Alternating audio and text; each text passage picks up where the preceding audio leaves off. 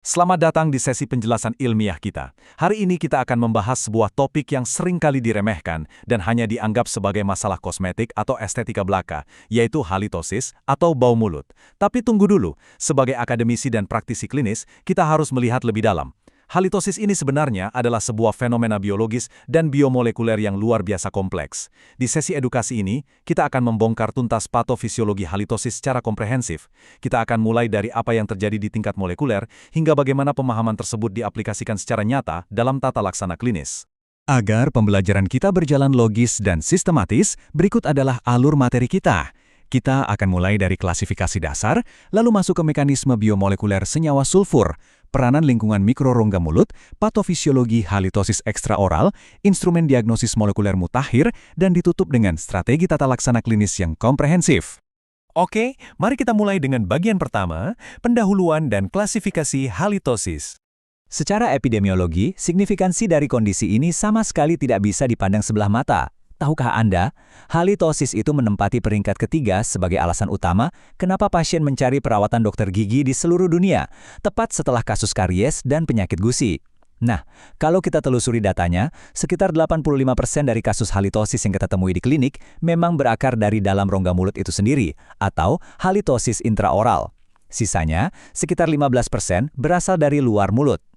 Porsi ekstraoral ini mungkin terlihat minoritas ya, tapi jangan salah, ia sangat krusial karena sering menjadi semacam alarm klinis yang menandakan adanya gangguan sistemik parah pada tubuh pasien. Fakta ini membawa kita pada bagaimana seharusnya kita mengklasifikasikan keluhan pasien. Berdasarkan konsensus internasional, kita mutlak harus membedakan mana yang merupakan realitas medis dan mana yang sekedar persepsi psikologis. Pertama, ada halitosis sejati. Di sini, bau mulut pasien benar-benar nyata dan dapat diukur secara objektif. Kedua, pseudohalitosis. Ini terjadi ketika pasien merasa atau yakin sekali mulutnya bau, padahal saat diperiksa tidak ada bukti objektif sama sekali. Dan yang ketiga, halitofobia. Ini adalah kondisi psikologis yang lebih berat, di mana ketakutan akan bau mulut terus menghantui pasien secara persisten meskipun perawatan klinis sebenarnya sudah berhasil dilakukan. Lanjut ke bagian kedua, mekanisme biomolekuler senyawa sulfur. Disinilah sainsnya menjadi sangat menarik.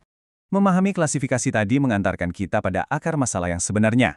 Aktor utama di balik aroma patologis ini adalah kelompok gas yang kita sebut Volatile Sulfur Compounds, atau VSCs. Gas berbau menyengat ini adalah hasil limbah dari metabolisme bakteri anaerob gram-negatif di mulut kita. Nah, bakteri ini kan ibarat mesin, mereka butuh bahan baku, bukan? Bahan bakunya adalah protein yang mengandung asam amino sulfur. Protein ini bisa berasal dari cairan gusi, sel epitel yang mati, sisa makanan, hingga darah saat terjadi peradangan.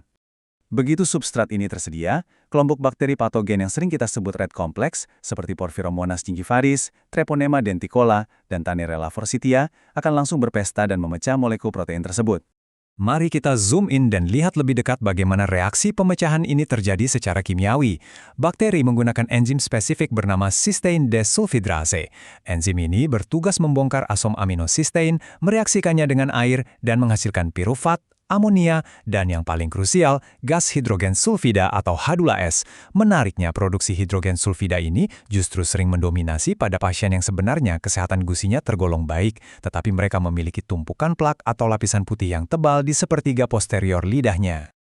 Sekarang, mari kita bandingkan dengan reaksi yang kedua ini, pemecahan asam amino metionin. Di sini, enzim L-methionin gamma-lyase bereaksi mendegradasi metionin menjadi alpha-ketobutyrate, amonia, dan CH3SA yang kita kenal luas sebagai metil merkaptan. Reaksi yang satu ini memiliki signifikansi klinis yang jauh lebih berat dan destruktif karena enzim dan substrat ini bekerja sangat aktif di dalam poket periodontal yang sedang meradang dan terinfeksi. Jadi, poin pembedanya sangat jelas. Hidrogen sulfida itu utamanya berasal dari pemecahan cysteine dan sangat erat kaitannya dengan lapisan kotor pada lidah. Di sisi lain, metil merkaptan yang berasal dari metionin adalah musuh yang jauh lebih berbahaya. Mengapa? Karena metil merkaptan bukan sekedar gas penyebab bau tidak sedap. Ia adalah agen sitotoksik. Gas ini bersifat racun bati jaringan, melemahkan dinding pertahanan gusi, dan secara aktif mempercepat kerusakan jaringan penyangga gigi. Ia benar-benar memperparah infeksi dari dalam. Walau begitu, patofisiologi halitosis tidak hanya dikuasai oleh senyawa sulfur. Ada juga beberapa kontributor non-sulfur yang semakin menambah kompleksitas bau mulut. Misalnya saja golongan diamina seperti putresin dan kadaverin. Dari namanya saja kita sudah bisa menebak aroma pembusukan yang dihasilkannya, bukan? Ini berasal dari degradasi asam aminolisin. Ada pula asam lemak rantai pendek, serta senyawa indol dan skatol yang berasal dari pemecahan triptofan.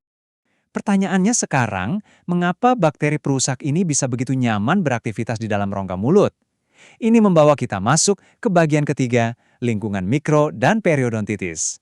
Kondisi ekologis rongga mulut yang memungkinkan bencana biomolekuler ini terjadi bergantung pada dua pilar utama, alkalinisasi dan anaerobiosis. Anda ingat produk sampingan amonia yang dihasilkan dari reaksi enzim sebelumnya? Nah, amonia inilah yang menyebabkan peningkatan pH rongga mulut menjadi basa. Sayangnya, pH basa ini adalah lingkungan yang sangat ideal yang memacu enzim proteolitik bakteri bekerja makin ganas. Ditambah lagi, anatomi pocket gusi yang dalam atau celah-celah di permukaan lidah menciptakan kondisi rendah oksigen. Ini menciptakan semacam zona mati, sebuah surga ekologis yang absolut bagi kelangsungan hidup dan perkembangbiakan bakteri anaerob. Selanjutnya, kita beralih ke bagian keempat, patofisiologi halitosis ekstraoral. Sebagai profesional kesehatan, indera penciuman kita seringkali menjadi alat screening pertama untuk mendeteksi penyakit sistemik yang bahkan bisa mengancam nyawa. Proses ini dimediasi melalui apa yang kita sebut sebagai jalur hematogen, dan urutannya sangat logis. Pertama, organ tubuh yang mengalami kerusakan memproduksi senyawa gas patologis. Kedua, gas ini masuk ke sirkulasi darah dan berkeliling ke seluruh tubuh. Ketiga, begitu darah mengalir melewati paru-paru, gas beracun ini akan berdifusi menembus membran alveolar. Dan keempat, secara alami, gas tersebut terdorong keluar bersama nafas yang dihembuskan oleh pasien. Mari kita telaah korelasi klinis ini secara terstruktur. Pada pasien dengan kegagalan fungsi hati, akumulasi dimetil sulfida menciptakan napas berbau apek yang khas, dikenal sebagai fetid hepaticus. Pada pasien gagal ginjal kronis, kegagalan hidrolisis urea menyebabkan penumpukan amonia yang memunculkan aroma pesing atau uremic factor. Sementara itu, pada krisis ketoasidosis diabetikum, tingginya produksi badan keton memberikan aroma manis seperti buah asetonik. Dan yang sangat spesifik adalah trimetilaminuria. Ini merupakan kelainan genetik langka pada gen FMO3, di mana pasien gagal memproses senyawa tertentu sehingga napas, keringat, dan urin mereka memiliki aroma amis yang tajam layaknya ikan. Kita sampai di bagian kelima, instrumen diagnosis berbasis molekuler. Dengan pemahaman patofisiologi yang sekompleks itu, kita dituntut untuk bisa mengukurnya secara pasti. Kedokteran modern sudah meninggalkan diagnosis yang hanya mengandalkan objektivitas penciuman manusia. Kita kini bergerak menuju kuantifikasi molekuler. Kromatografi gas tetap tak tergoyahkan sebagai standar emas diagnostik karena kemampuannya memisahkan dan mengukur rasio presisi antara hidrogen sulfida dan metil merkaptan. Untuk praktik keseharian di klinik, kita sering menggunakan monitor sulfida portable seperti halimeter yang sangat praktis untuk mengukur total emisi VSJs.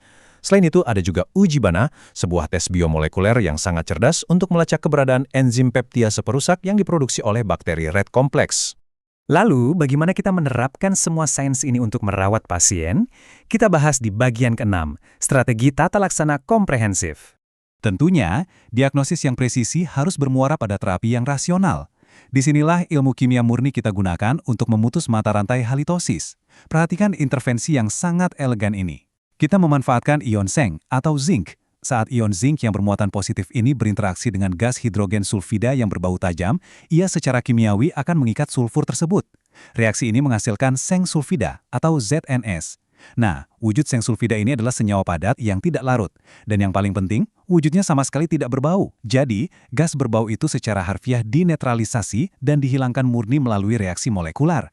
Selain proses netralisasi, kita juga mengaplikasikan zat oksidator seperti klorin dioksida atau hidrogen peroksida.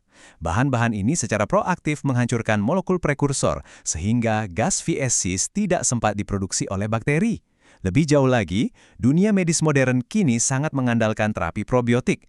Daripada sekedar membunuh seluruh mikroba, kita mengintroduksi spesies bakteri baik seperti Streptococcus salivarius strain K12 atau M18. Bakteri menguntungkan ini akan bersaing dan secara perlahan mendesak mundur koloni bakteri penghasil sulfur, menata ulung mikrobioma mulut kembali menjadi ekosistem yang sehat. Sebagai penutup pembelajaran kita kali ini, saya mengajak rekan-rekan untuk mengingat kembali filosofi utamanya. Halitosis bukanlah sekedar urusan estetika.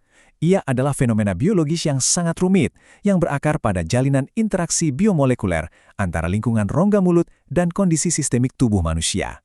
Memahami konsep fundamental ini sangat penting, agar kita sebagai akademisi dan klinisi tidak sekedar mengobati gejalanya sesaat, melainkan mampu menyembuhkan pasien secara holistik, tuntas, dan berlandaskan ilmu kedokteran yang solid. Jika rekan-rekan sekalian, baik mahasiswa maupun sejawat klinisi, merasa bahwa video pembelajaran ini bermanfaat, mari kita dukung terus kualitas edukasi sains di Indonesia. Silahkan berikan dukungan Anda dengan mensubscribe channel kita ini, Ruang Dosen. Pastikan untuk mengaktifkan lonceng agar Anda selalu mendapat notifikasi jika ada video materi terbaru. Klik like dan jangan lupa share video ini untuk menyebarkan ilmu pengetahuan kepada kolega kita yang lain. Sebelum kita benar-benar berpisah, saya tinggalkan satu pertanyaan untuk Anda renungkan. Jika dari sebuah hembusan napas saja, kita bisa menyingkap mutasi genetik dan kegagalan organ internal, rahasia sistemik apa lagi yang sedang diam-diam diceritakan oleh mikrobioma mulut kita saat ini? Silakan Anda pikirkan, dan sampai jumpa di ruang kelas Ruang Dosen berikutnya.